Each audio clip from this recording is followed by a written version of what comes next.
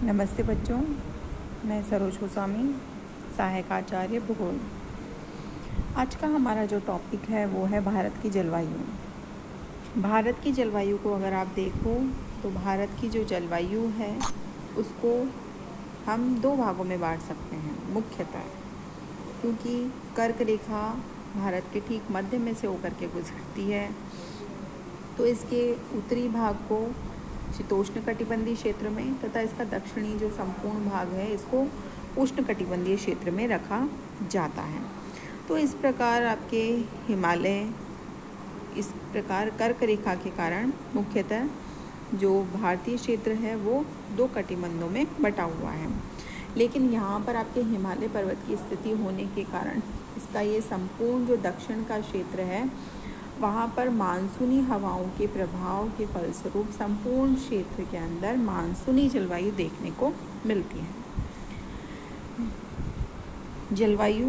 जलवायु शब्द को हम कैसे परिभाषित कर सकते हैं? जलवायु किसी स्थान की लंबे समय की लगभग 35 वर्षों की सभी मौसमीय दशाएं के सम्मिलित योग को जलवायु कहा जाता है, जिसमें जलवायु, तापमान, वर्षा, आर्द्रता, वायुदाब, हवाओं की दिशा, बादलों की स्थिति सभी को शामिल किया जाता है।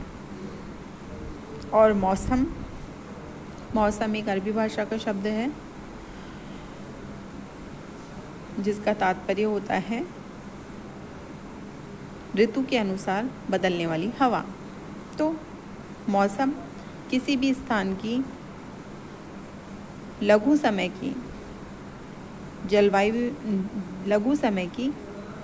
जलवायु, वर्षा, वायुदाब इत्यादि दशाओं के योग को मौसम कहा जाता है। तो भारतीय जलवायु को प्रभावित करने वाले तत्वों के बारे में आज हम अध्ययन करेंगे। तो भारतीय जलवायु को प्रभावित करने वाले तत्वों को अगर देखा जाए तो सर्वप्रथम है स्थिति अक्षांशीय विस्तार। भारत जो कि मैंने आपको बताया कर्क रेखा इसके ठीक मध्य में से होकर के गुजरती है, तो उत्तरी भाग शीतोष्ण कटिबंध में और दक्षिणी भाग उष्ण कटिबंध में आता है।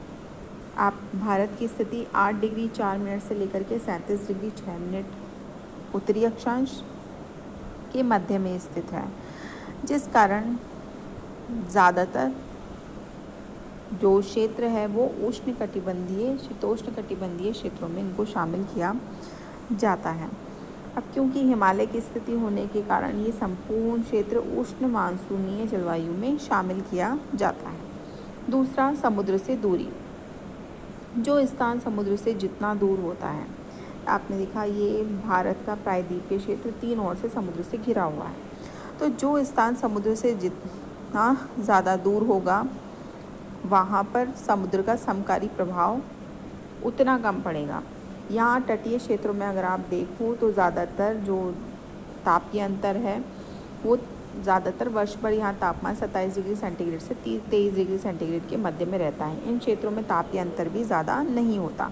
लेकिन जैसे जैसे हम आपके मध्य भाग में या फिर इसके उत्तरी भाग की ओर जाते जाएंगे वैसे वैसे जो तापांतर है वो भी बढ़ जाता है, और जिसके कारण कि क्या होता है कि शुष्कता भी बढ़ जाती है, जिससे कि सर्दी बहुत तेज़ पड़ती है और गर्मी की ऋतु भी बहुत तेज़ होती है।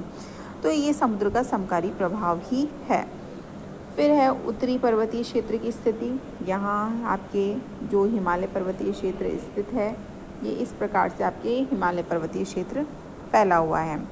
तो हिमालय उत्तर पश्चिम में कश्मीर से लेकर उत्तरी पूर्वी यहाँ पर अरुणाचल प्रदेश तक फैला हुआ है। तो यह एशिया के शेष भाग से इसको हिमालय अलग करता है, जिसके कारण कि क्या होता है कि यहाँ पर दक्षिणी पश्चिमी मानसून की हवाएं हिमालय तक अपना विस्तार रखती हैं और इधर आपके सर्दी की ऋतु में आने वाली ठंडी हवाओं को हिमालय रोकता है। तो जिस कारण कि एक ये जलवायु विभाजक का कार्य करता है उत्तरी पर्वतीय हिमालय क्षेत्र। फिर है स्थलाकृति। देश के विभिन्न भागों में स्थलाकृति लक्षण वहाँ की तापमान, वायुमंडलीय दाब, पवनों की दिशा इत्यादि को प्रभावित करते हैं। जैसा कि अगर आपने देखा हो कि ये हिमालय है, हिमालय उत्तरी पूर्वी दक्षिणी पश्चिमी मानसून को रोकता है। यहाँ पर आपके मेघालय है, मेघालय में आपके पर्वतों की स्थिति बिल्कुल एक संकरी घाटी के अंदर ये मानसूनी हवाओं को रोक लेता है। इस कारण मेघालय क्षेत्र में ज़्यादातर बारिश होती है। और उसके बाद में यहाँ पर आपके पश्चिमी घाट है, तो यहाँ पर आपके दक्षिणी पश्चिमी मानसून टकरा करके सर्वाधिक वर्षा करते हैं इसके पश्चिमी ढाल की तरफ, और जैसे ही वो पूर्वी ढाल की तरफ जाते हैं वैसे ही इनमें बारिश की मात्रा कम हो जाती है। तो ये संपूर्ण जो क्षेत्र हैं वो वृष्टि छाया प्रदेश में आ जाते हैं। तो किसी भी जगह की स्थलाकृति किसी भी आपके जलवायु को अधिक प्रभावित करती है। फिर है मानसूनी पवनें।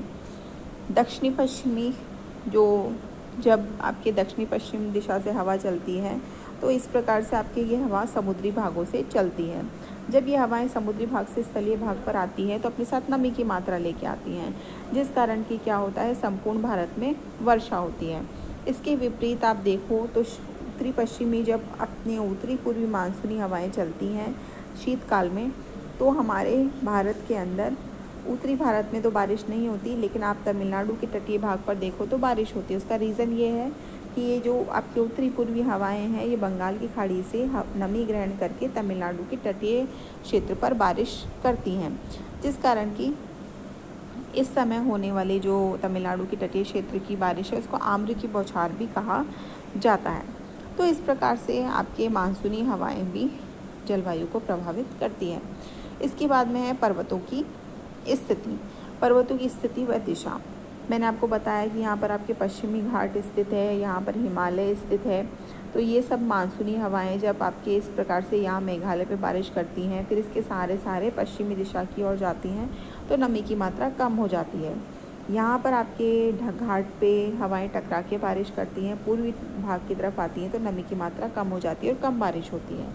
ठीक इसी तरह से अरब सागरीय मानसून की जो शाखा है वो आपके अरावली के सहारे सारे, यहाँ पे आपके अरावली है, ये अरावली के सहारे ही आगे बढ़ जाती है, जिस कारण कि आपके राजस्थान वाले क्षेत्र के अंदर बारिश नहीं होती, क्योंकि ये जो आपके अरावली है ये हवाओं के मार्ग में बाधा उत्पन्न नहीं करती, बल्कि उसके सहारे ही हवाएं आगे की ओर जा कर के यहाँ पर हिमाचल प्रदेश की आपके घाटियों से टकराकर आपके वहाँ पर बारिश करती हैं। तो इस प्रकार से ये भी आपकी पर्वतों की दिशा और स्थिति भी आपकी जलवायु को प्रभावित करती है।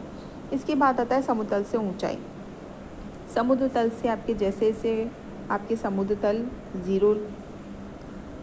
तल ज़ीरो लेवल से जैसे हम ऊंचाई की ओर बढ़ते जाते हैं वैसे आपके तापमान 165 मीटर की ऊंचाई पे 1 डिग्री सेंटीग्रेड तापमान कम हो जाता है।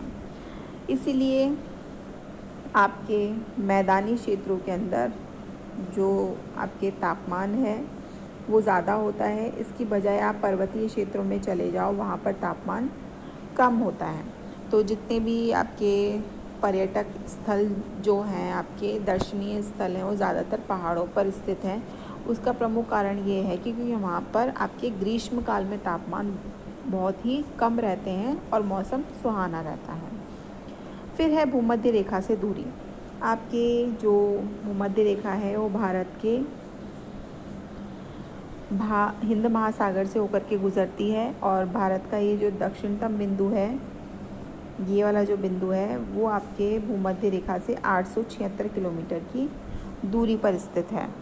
तो भूमध्य रेखा से जैसे दूर होते जाएंगे वैसे सूर्यताप की मात्रा कम होती जाती है, और सूर्यताप की मात्रा कम होने के कारण, क्योंकि किरणें तिरछी पड़ती हैं, जिस कारण कि आपके हिम रेखा की जो ऊंचाई है वो भी अधिक हो जाती है। इन सब प्रभाव के कारण आपके जो टेम्परेचर है वो आपके जैसे भूमध्य रेखा से दूर जाते जाओगे वैसे तापमान आपके कम प्राप्त होगा। आपके भूमध्य रेखा और कर्क रेखा के मध्य में ही आपके उष्णकटिबंधीय क्षेत्र, फिर शीतोष्णकटिबंधीय क्षेत्र और बाद में शीतकटिबंधीय क्षेत्र आता है। तो इस प्रकार से जैसे हम जाते हैं वैसे आपके जो जलवायु आपके प्रभावित होती है वो भूमध्य रेखा की वजह से भी होती है, क्योंकि भूमध्य रेखा पे सूरज की किरणें साल में 2 बार सीधी पड़ती हैं। कर्क रेखा पर 1 बार पड़ती हैं और मकर रेखा पर 1 बार पड़ती हैं। तो इस प्रकार से ये कुछ तत्व हैं जो कि आपकी जलवायु को प्रभावित करते हैं। तो ये सभी तत्व आपके भारत की जलवायु को भी प्रभावित करते हैं। फिर उसके बाद में आपके ये संपूर्ण जो आपके तत्व हैं भारत की जलवायु को प्रभावित करके भारत को मानसूनीय जलवायु के क्षेत्रों में शामिल करते हैं। धन्यवाद।